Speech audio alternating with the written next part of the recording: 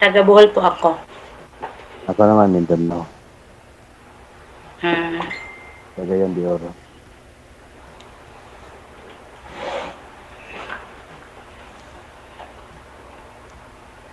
Ilang taon ka na po? 46. Ayan na. Ano? Mayroon po kayong anak. Meron, 3. Malaki na. 3, dalawang, ha? Malalaki na sila. Opo. Yung panganay ko po, may asawa na, tapos yung pangalawa at saka, na lang, pangatlo. Ilang taon na sila? Yung bunso. Yung bunso ko po ay mag-13 this July. Bata pa. O, yung pangalawa kong anak, 27.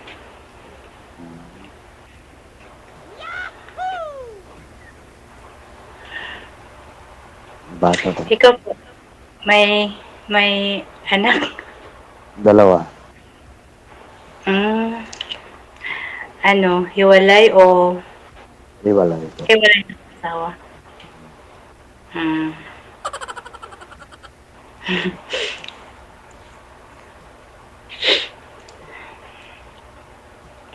Ilang taon na po kayo hiwalay ng biyuda o hiwalay? Biyuda. Biyuda po. Biyuda. Bago pa lang. Mga pa lang, 8 months. 8 months? Bago pa lang. Oo. Gusto ko lang makakita ng mga kaibigan. Kaya, mm, Kaibigan lang palahanap mo. Kaibigan ah. yeah. Kaibigan o kaibigan? Kaibigan lang. ah, Takot na ako mag-asawa eh. ah, bakit anong kinakatakot mo? Wala, basta takot lang ako Pagka-skilled yung hindi madali yung asawa buhay mo. na may asawa. Pagka-skilled yung asawa mo noon. Ha? Kaya takot ka. Pagka-skilled yung asawa mo noon. Baka na, Hindi naman, okay naman, mabait naman. Kaso ayaw ko yung may bawal-bawal. bawal na Kahit hindi na tayo pag meron tayong asawa, di ba? Hindi na pwedeng gumala, ganon. Pwede ah. Magkasama kayo eh. Pwede naman. Wala namang bawal. Depende yan sa pagkisama sa isang tao. Pinawisan ako eh. Huwag lang magbarkada. Kinabahan ka yata.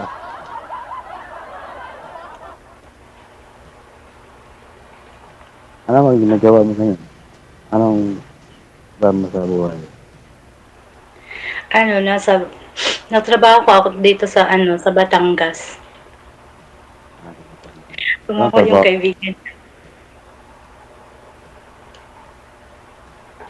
Trabaho mo. Nasa Trabaho. nasa bahay. Nasa bahay lang po. Ikaw, saan ka ngayon? Mindanao. Misamis Sa Oriental. Mindanao. Ngayon, nasa Mindanao ka? Oo. Hmm. Misamis Oriental. Layo. Hindi ko alam Tagayan. yun. Tagayan, Biro. Hindi ko alam. Hindi mo yun. Wala. Hindi ka pa nakapunta dito. Hindi pa. Tagayan, Biro. Ilang taon ka na po? 43. Ay. Matanda ako sa'yo.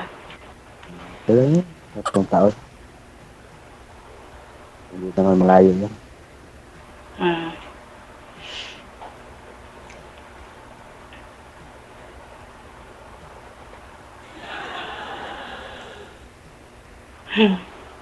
Ikaw na muna mag-ano, magtanong. Hindi ko alam itanong ko eh. Bago ka pa lang dito. First time mo. First time. First time. Ako pangalawa. Ah, ganun. Noong yung 15. February 15. Kaso lang hindi nakasama yung panahon. Hmm. Malakas sa ulan, hindi ko marinig. Tapos windshield. Hmm.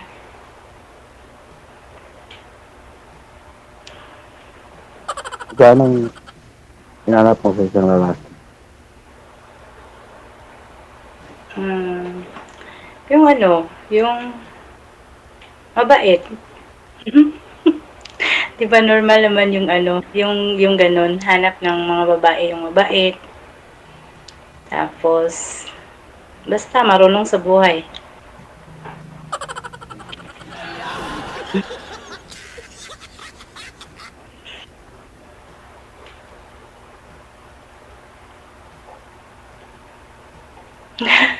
Bakit ka, Ikaw?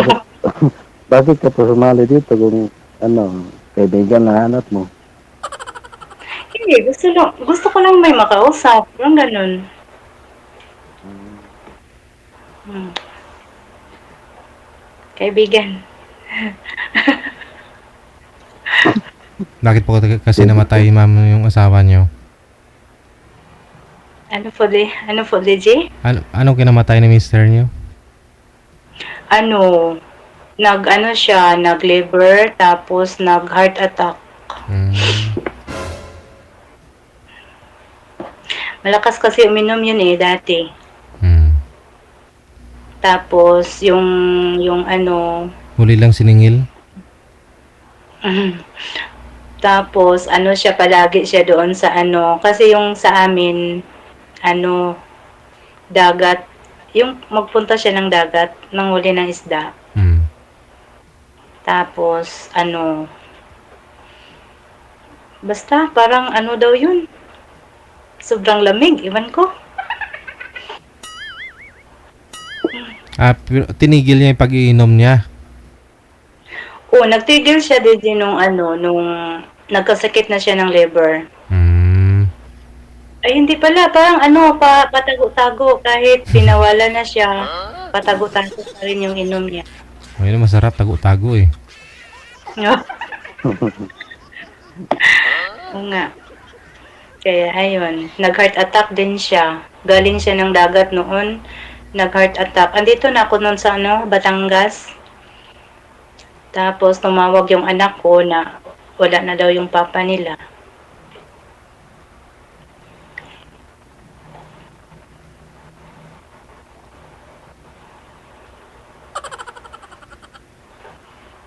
Ano na pala yung trabaho mo sa Batangas man? Nasa bahay lang po. Bahay. Housekeeper. Ikaw, saan ka nagtrabaho? Tricycle driver lang po ako. Ah, May sarili tricycle naman. hmm. Para sa mga anak ko. Nasa iyo ba yung mga anak mo? Wala, nasa Baman nila. Ah, nagsuporta ka lang sa kanila. Ah, Oo, mabuti yung ganun. Huwag pabayaan yung mga anak. third year na ngayon pasukan. Mag-fourth year na yung panganay ko. Ah, Dalawa lang anak ko eh. sa akin tatlo, madami ako. Tatlo, big family. Sa akin, yung panganay ko babae. Mm, Pangalawa, yung bunso, lalaki. mm.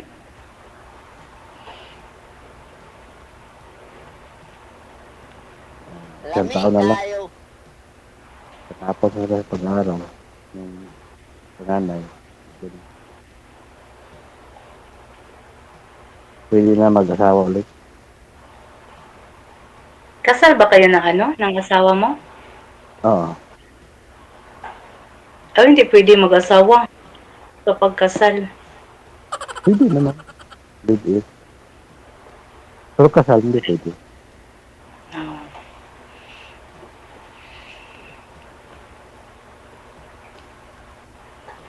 Okay naman siya. Ay, nag-usap naman kami. Mm. Wala na ano, yung pakialam. Yung asawa mo, wala pang ano, hindi pa nag-asawa. Tagal na ba kayong naghiwalay? 4 years. Ay, matagal na. Mhm.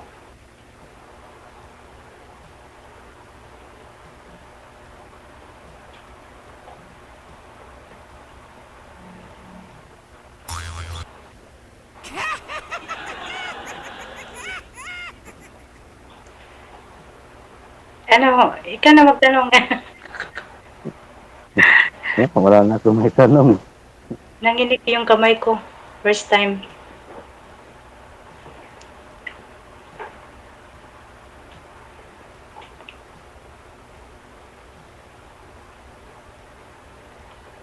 Bakit pala ano, 4 years tapos hindi pa nakahanap ng ano, yung uyab yung jowa. Ito jowa naman. Pero malabo rin. Kalabuan. Mm.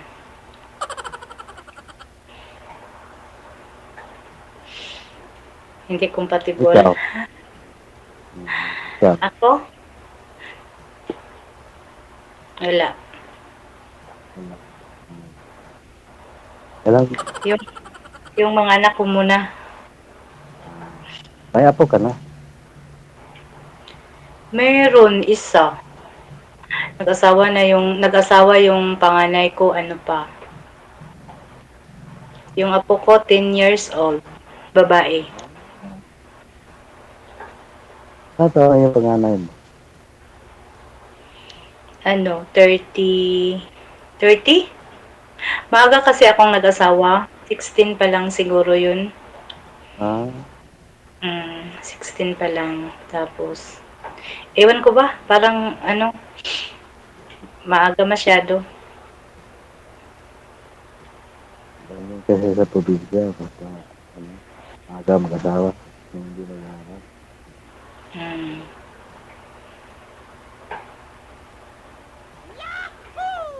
Pero ano naman, mabait naman yung asawa ko. Ang ano lang sa kanya, nagiinom. Hmm. Yun lang. Yun sabi nila, ma'am eh. Yun ang sabi nila kapag binigla mo daw na tigilan yung pag-iinom o bisyo, madali ka daw magkakasakit. So yan, DJ. Pero hindi siguro sa tao yun.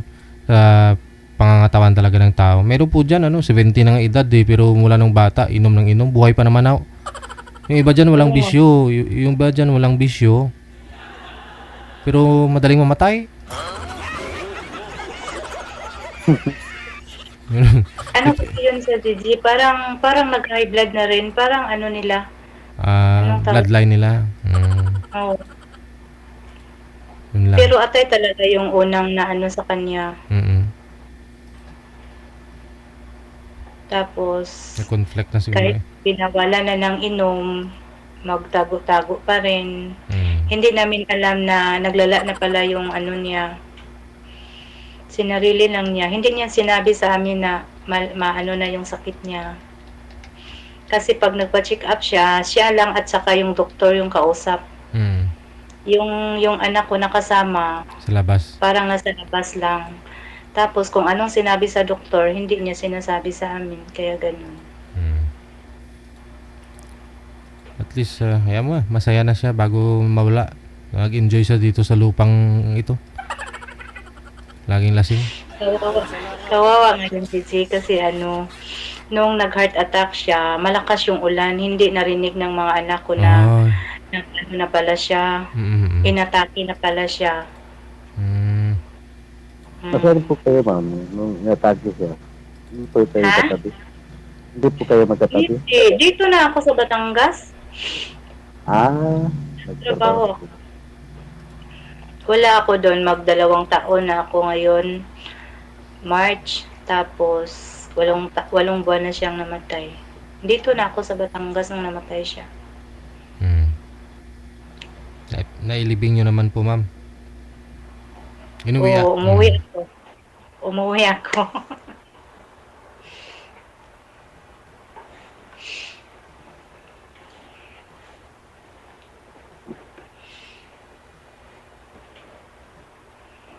Ikaw naman magtanong.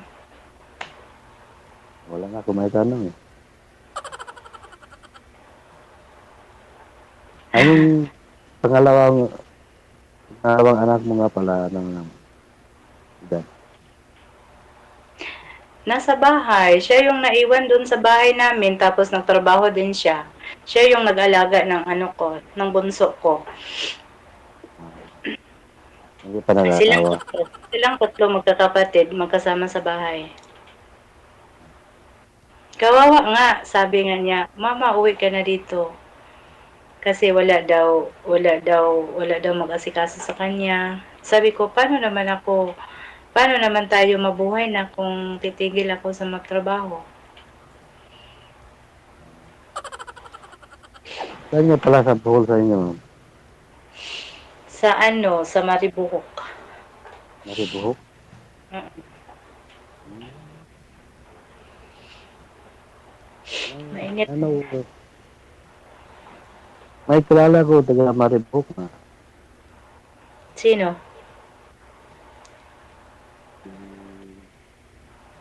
Ambot sa langaw.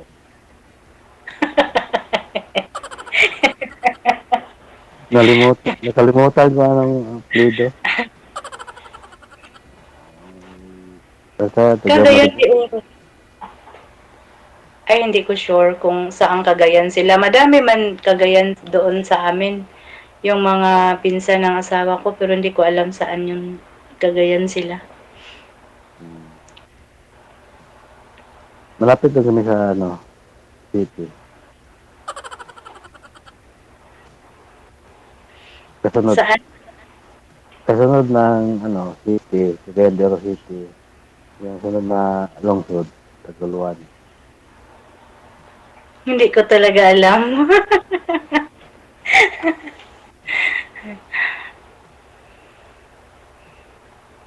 Hindi ko talaga alam saan. Kahit sa Bohol, taga Bohol ako, hindi ko alam yung lugar na iba doon sa Bohol. Ang Hmm. alam ko lang, Tagbilaran lang at saka, yun, Tagbilaran lang talaga.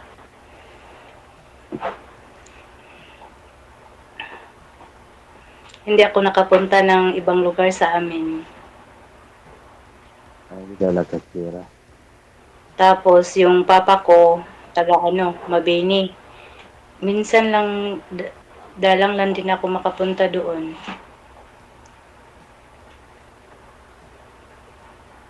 Yung mga anak mo, ando sa Bohol, sa Oo. Maribohok. Mm.